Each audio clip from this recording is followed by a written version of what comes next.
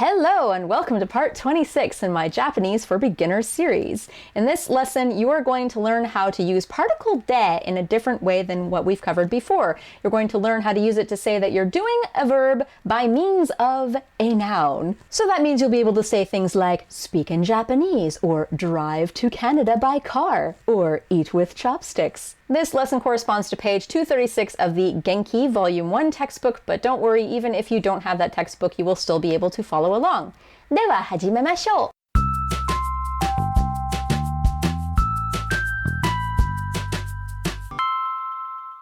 As I mentioned in the introduction, we have already covered particle de in this series before. Just as a quick refresher of that use of particle de, it means that I'm showing a location where an activity is taking place. So it's going to be location de verb. And that's going to say the verb is taking place at the location. And here are just a couple examples. うちで本を読む, read books at home. ベッドで休む, rest in bed. So as you can see, it usually will translate in English to things like in or at. But remember that de's primary usage here is to show like where an activity is taking place. Well, there is another usage for particle de, and it is to show by means of a noun that a verb can take place. And it'll translate to things like with or by or on or by means of, and sometimes even in as well. So to illustrate the difference between the des, in this case, I consider these two sentences right here. The first sentence, レストランで食べる, and the second sentence, フォークで食べる. So both of these sentences are a noun, de, and then 食べる, the verb to eat. In the first example, it is eat at a restaurant. In this case, the restaurant, that noun, is basically our location at which a verb eat is taking place. But in that second sentence, it means eat with a fork. It doesn't mean eat at a fork. Unless there's like a restaurant named Fork and you're eating at the restaurant named Fork.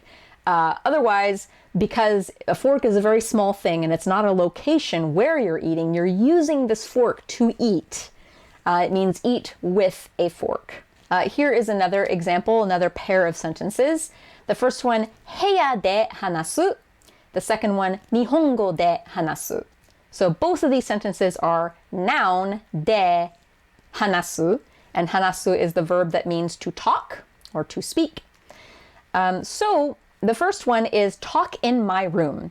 So the location where the verb is taking place is my room. And the activity that's taking place in this location is talking. So talk in my room.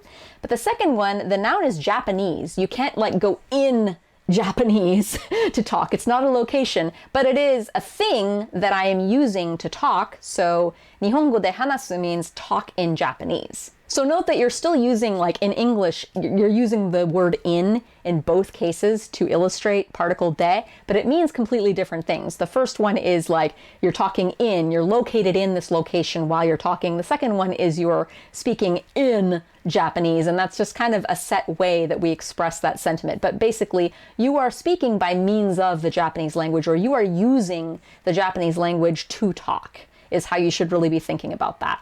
You can also combine these and use both des in the same sentence in different ways. 部屋で日本語で話す. It sounds kind of weird. You wouldn't necessarily express that sentiment this exact way, but just an example of how you can use both des in different ways in the same sentence. So with that in mind, here are a few more phrases that use particle de in this way. 車で帰りましょう.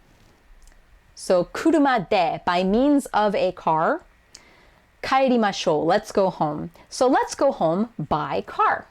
This one has very Sailor Moon vibes. 愛の力で敵を倒す. So 倒す is a verb you probably don't know yet. It means to defeat.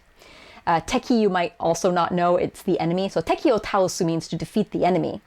愛 is love, 力 is power. So 愛の力で is with the power of love, by harnessing the power of love, defeat the enemy. So the whole thing, 愛の力で敵を倒す, defeat the enemy with the power of love.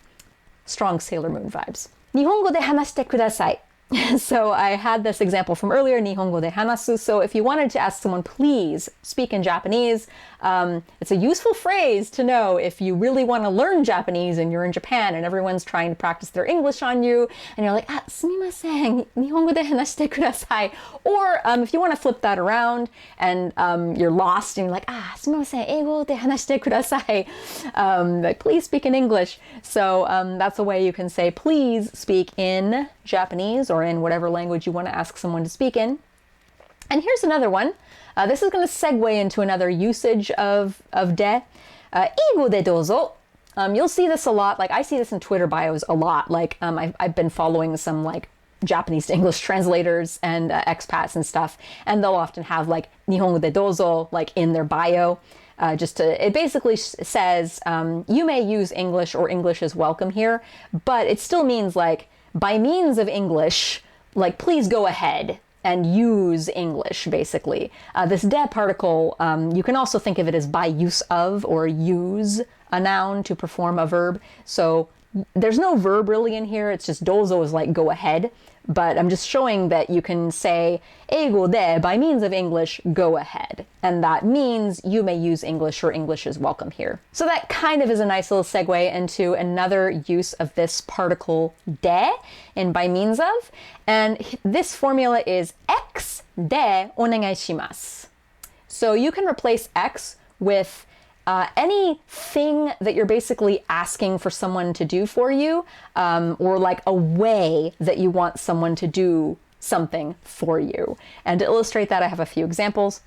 ないしょでお願いします. So ないしょ is a secret. So ないしょでお願いします means please keep it a secret. 英語でお願いします. Please use English, basically. So this is like our third way. So you got 英語で話してください, 英語でどうぞ, and 英語でお願いします. They all have slightly different nuances. Like 英語で話してください is more like demanding of somebody, like please speak English.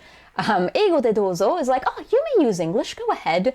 And then 英語でお願いします is like, please, I'll have it in English, please. Is that sort of nuance.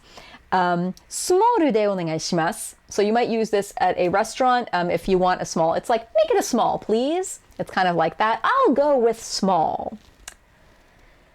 ステーキの焼き方はミディアムレアでお願いします. This is an extremely important phrase that everybody should be uttering every time they enter a steakhouse because eating a steak anyway other than medium rare is a sin.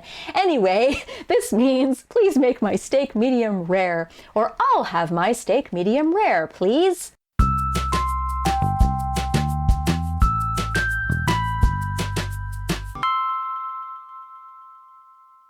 And now we are on to the review section of this. Do not skip the review. Find a nice quiet place by yourself and so that you can say these things out loud and not embarrass yourself.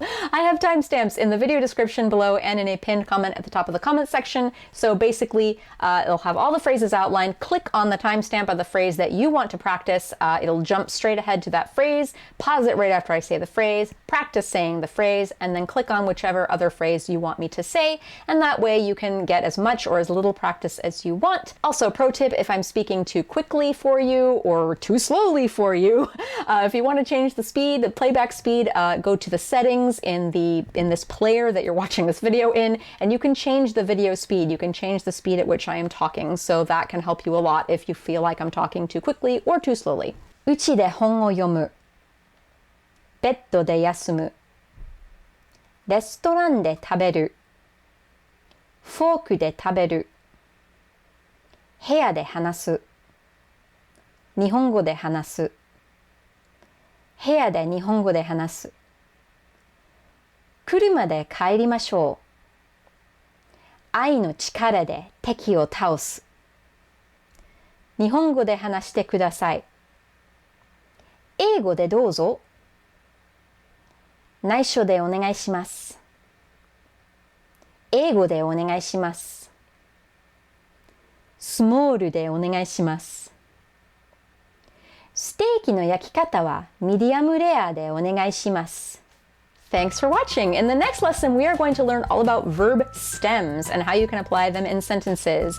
For example, you'll be able to say things like, I'm gonna go to the cafe to drink a cup of coffee, or I'm gonna go to the store to buy grapes. Thank you to all of the patrons who support this and other series on this channel. If you felt like this series was a little too easy for you, look above my head. There are some playlists floating over there about learning Japanese by watching Sailor Moon and by anime songs, and those are more for intermediate to advanced level learners. And I also have a huge library of videos on this channel. Have fun! Anyway, until the next lesson, mata ne!